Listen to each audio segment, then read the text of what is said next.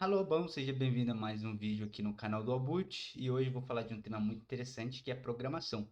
Será que um DevOps iniciante ele precisa saber programar? Um DevOps júnior, um DevOps que está pensando em migrar de carreira, um DevOps sênior, ele precisa realmente saber programar para se destacar e para conseguir ir subindo ali nos degraus do meio corporativo? Então fica comigo que eu vou responder todas essas perguntas e outras mais aqui nesse vídeo. Então, bora lá!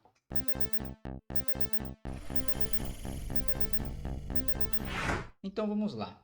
Quando eu entrei para ser um DevOps Júnior lá em 2018, eu não sabia o que era nem o que era DevOps direito, né? Eu tinha finalizado um curso técnico na ETEC, curso de informática para internet, e para mim só existia programação, né? E o pessoal que cuidava ali da infraestrutura, que eu nem sabia que o nome era operação em si, né? Então, quando me foi dada essa oportunidade de trabalhar como DevOps, eu nem queria. Eu queria trabalhar como programador PHP. Então, eu acho que eu me tornei um DevOps por acaso ali, foi meio que sem escolha, né? Então, quando me foi apresentado sobre DevOps, eu não sabia o que que era. Aí falou, ó, DevOps é a junção de Dev com Ops, né? Desenvolvimento e operação.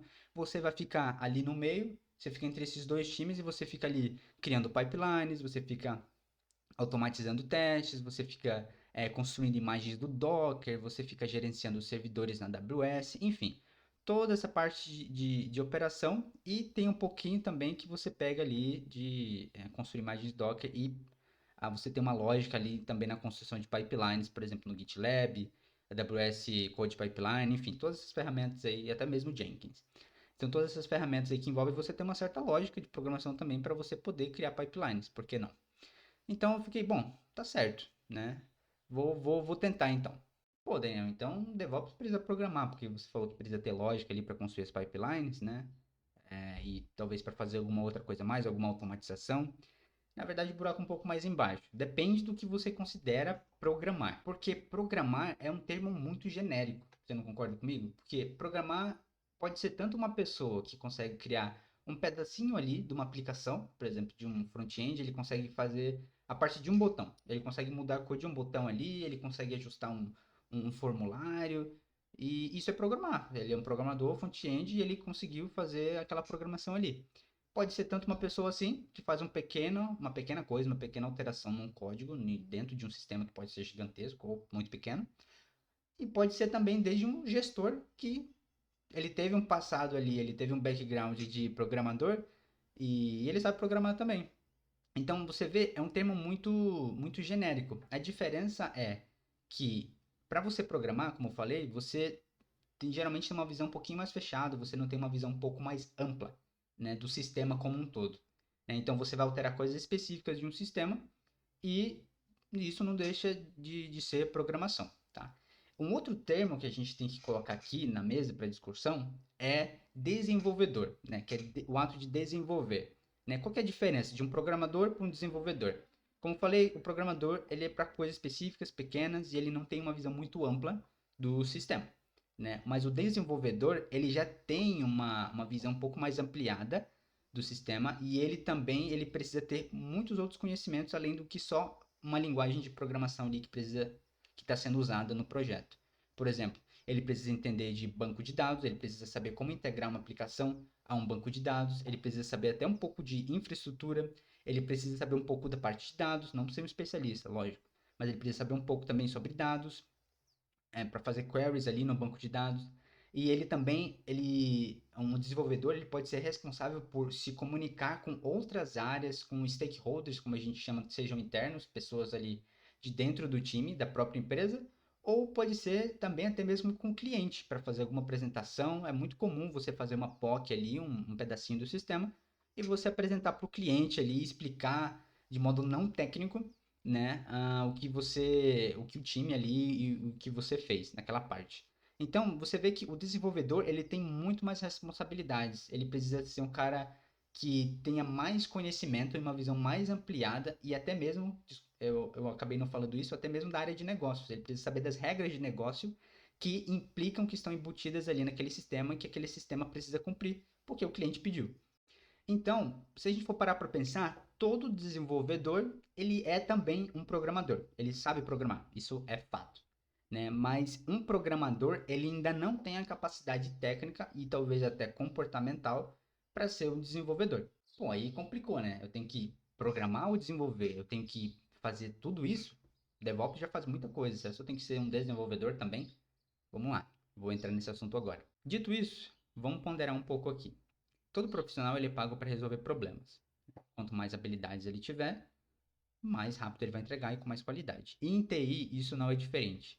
Quanto mais habilidades técnicas você tiver, e também eu diria habilidades comportamentais, com mais agilidade e qualidade vão ser as tuas entregas. Então, se você for um DevOps que também sabe desenvolver, perfeito. Você é uma mosca branca, como a gente costuma chamar, que é um profissional que é raríssimo no mercado. Na verdade, poucas pessoas que eu conheço, na verdade, que são DevOps, elas também sabem desenvolver pelo menos no mesmo nível, ou pelo menos não deixam a desejar nesse campo de desenvolvimento, né? Mas como eu falei, são raros. Tudo bem se você não for um desenvolvedor e nem querer ser um desenvolvedor, porque isso exige também prática, estudo, tempo, enfim. Já basta muitas vezes o tempo que você gasta ali estudando para ser um DevOps, todas as ferramentas, toda a cultura que você tem que aprender. Então, para você que está iniciando, se esse for o teu caso, se você está decidindo se você vai querer ser um DevOps, se você já é um DevOps Júnior, se você está como estagiário, enfim, não tem problema se você não querer se tornar um desenvolvedor, tá bom? Não se desespere, não é o fim do mundo, você não vai perder oportunidades por conta disso. Então, já que a gente deixou esse mito do desenvolvedor barra DevOps de lado, a gente já mandou isso para escanteio, o que que um DevOps ele deve realmente focar quando se trata de programação, na parte de codificar? É literalmente, realmente programar, né? Você tem que saber programar. Mas não é também um bicho de sete cabeças. Vamos chegar lá também. Para você aprender a programar, começar a escrever seus primeiros códigos ali no VS Code, enfim, você precisa saber o que é lógica de programação, você precisa entender a lógica de programação e internalizar isso como uma habilidade sua. E onde você vai aprender isso? Qualquer curso na internet, no YouTube, na Udemy, seja de graça ou pago, te ensina muito bem sobre lógica de programação, perfeito? Então, esse é o básico, isso é o essencial que você precisa ter, porque a partir disso, você vai poder saber programar em qualquer linguagem que você quiser aprender. Pode ser PHP, pode ser Python, pode ser JavaScript, enfim. Mas existem duas linguagens que para mim são essenciais para qualquer DevOps. Todo DevOps precisa saber. A primeira é Bash Script e outra é Python. Bash Script porque é uma linguagem nativa do Linux e ela é perfeita para automatizar tarefas nesse tipo de servidor. E hoje em dia, mais de 80% dos servidores, posso estar falando bobeira, mas posso colocar aqui uma imagem, algum gráfico aqui na tela, mais de 80% dos servidores hoje na internet no mundo, eles rodam em Linux, tá bom? Então, você já deu para perceber que é essencial. E outra coisa, muitas ferramentas de criação de pipeline como Jenkins, a GitLab, a Code Pipeline, CircleCI, enfim, eles aceitam o Bash Script como uma linguagem para rodar ali também, para criar os teus estágios na esteira de deploy. E como eu falei, a outra linguagem é Python, porque nem tudo o que você consegue fazer em Python você consegue fazer em Bash. Python é uma linguagem que tem uma sintaxe muito fácil, ela é muito versátil e você consegue também automatizar muitas coisas. Então, algumas coisas não são muito convenientes para você fazer em Bash Script, enquanto no Python é muito mais simples para você fazer ali uma chamada de API, quando você quiser chamar uma API, por exemplo, de um outro sistema para fazer uma operação dentro do banco de dados ali. O Python é ideal para isso, tá bom? Então, essas duas linguagens de programação eu super recomendo. A primeira, você deve sempre priorizar o Bash Script, e a segunda é Python. É praticamente impossível você encontrar alguma vaga de DevOps que não peça pelo menos uma dessas duas linguagens ou as duas. Só para você ter uma noção, eu já sou DevOps há 5 anos, já trabalho com isso há 5 anos. E eu aprendi essas duas linguagens, Bash e Python. Eu sei mais Bash do que Python, né? Mas com Python eu também não faço vergonha. Tudo que eu preciso fazer nesses 5 anos que eu tenho de experiência, tudo que é referente à automatização, pipeline, enfim, toda essa parte eu fiz com Bash e Python, né? Para você ter uma noção, eu não precisei correr atrás de outras linguagens para poder fazer o que eu precisei fazer. Essas duas linguagens, elas cobriam tudo o que eu precisava para poder realizar as minhas tarefas. Um outro ponto aqui é que eu não sou um desenvolvedor. Como você já viu bem, eu sei programar, eu sei criar scripts de automatização, sei fazer chamadas de API, mas eu não sou um desenvolvedor. Mas o interessante disso e o mais legal de você trabalhar como DevOps é que, embora você não saiba desenvolver, você também tem contato direto ali com a aplicação quase que diariamente, especialmente quando a aplicação está em início de desenvolvimento, né? Porque você precisa estar sempre ali constantemente com o time de desenvolvimento para ajudar eles a debugar alguma coisa, para resolver algum problema que a gente não sabe ainda se pode ser infra ou código ou alguma integração com o sistema. E com essas experiências, com essas iterações que você vai fazendo, você vai adquirindo uma visão mais ampla do sistema. Você vai adquirindo uma visão de desenvolvedor sem saber desenvolver. Você começa a entender como uma aplicação funciona, onde que podem haver possíveis erros. Então, isso você vai ganhar com o tempo, né? Isso você vai ganhar com o tempo à medida que você vai debugando, ajudando, entendendo.